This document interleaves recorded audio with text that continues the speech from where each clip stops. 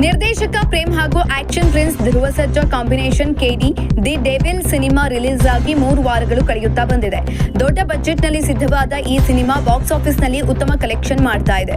ಬೆಂಗಳೂರಿನ ಭೂಗತ ಜಗತ್ತಿನ ಕಥಾ ಹಂದರ ಹೊಂದಿರುವ ಈ ಚಿತ್ರದಲ್ಲಿ ಧ್ರುವ ಹಾಗೂ ರೇಷ್ಮಾ ಜೊತೆ ಸಂಜಯ್ ದತ್, ಶಿಲ್ಪಾ ಶೆಟ್ಟಿ, ರವಿಚಂದ್ರನ್ ಮತ್ತು ರಮೇಶ್ ಅರವಿಂದ್ ಪ್ರಮುಖ ಪಾತ್ರಗಳಲ್ಲಿದ್ದಾರೆ. ಇನ್ನು ಕೆಡಿ ಸಿನಿಮಾಗೆ ಇದುವರೆಗೆ 10,795 ಶೋಗಳು ಸಿಕ್ಕಿವೆ. ಈ ಸಿನಿಮಾ ಮೊದಲ 3 ದಿನ ಉತ್ತಮ ಗಳಿಕೆ ಮಾಡಿತು. ಇನ್ನು ಈ ಸಿನಿಮಾ 3ನೇ ಭಾನುವಾರ 39 ಲಕ್ಷ ರೂಪಾಯಿ ಕಲೆಕ್ಷನ್ ಮಾಡಿದೆ. ಈ ಮೂಲಕ ಚಿತ್ರದ ಒಟ್ಟಾರೆ ಕಲೆಕ್ಷನ್ 22 ಕೋಟಿ ರೂಪಾಯಿ ಆಗಿದೆ. ಟಿವಿ OTT ಹಕ್ಕುಗಳ ಮಾರಾಟದಿಂದ ಸಿನಿಮಾಗೆ ಲಾಭ ಆಗಬಹುದು ಎಂದು ಊಹಿಸಲಾಗಿದೆ. ಇನ್ನು ಕೆಡಿ ಸಿನಿಮಾ ಬಿಡುಗಡೆಗೆ ಮುನ್ನ ಸಾಂಗ್ ಮತ್ತು ಟ್ರೈಲರ್ ವಿಚಾರದಲ್ಲಿ ಸಾಕಷ್ಟು ವಿವಾದಗಳನ್ನು ಎದುರಿಸಿತ್ತು.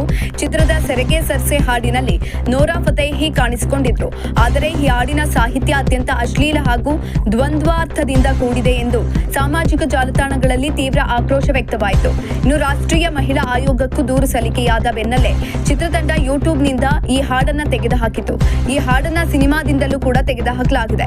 ಇನ್ನು ಚಿತ್ರದ ಟ್ರೈಲರ್ ಬಿಡುಗಡೆಯಾದ ಕೆಲವೇ ದಿನಗಳಲ್ಲಿ ಸೆನ್ಸಾರ್ ಮಂಡಳಿ ಕಿಡಿಕಾರಿತ್ತು. ಅನುಮತಿ ಇಲ್ಲದೆ ಕೆಲವು ದೃಶ್ಯಗಳು ಅದರಲ್ಲಿ ಸೇರಿದ್ದ ಕಾರಣಕ್ಕಾಗಿ ಯೂಟ್ಯೂಬ್ನಿಂದ ಡಿಲೀಟ್ ಮಾಡಲಾಗಿತ್ತು.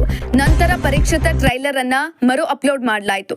ಈ ಸೆನ್ಸಾರ್ ವಿವಾದಗಳಿಂದಾಗಿ ಸಿನಿಮಾ ಏಪ್ರಿಲ್ 30ರಂದು ಕೇವಲ ಕನ್ನಡದಲ್ಲಿ ಮಾತ್ರ ರಿಲೀಸ್ ಆಗಿದೆ. ಇತರ ಭಾಷೆಗಳ ಡಬ್ಬಿಂಗ್ ಆವೃತ್ತಿಗಳ ಬಿಡುಗಡೆ ತಡವಾಯಿತು.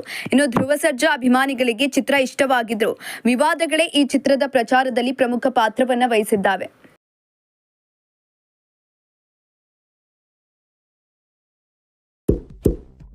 ಇಂತಹ ಇನ್ನಷ್ಟು ವಿಡಿಯೋಗಳಿಗಾಗಿ ಲೈಕ್ ಮಾಡಿ, ಫಾಲೋ ಮಾಡಿ, ಶೇರ್ ಮಾಡಿ.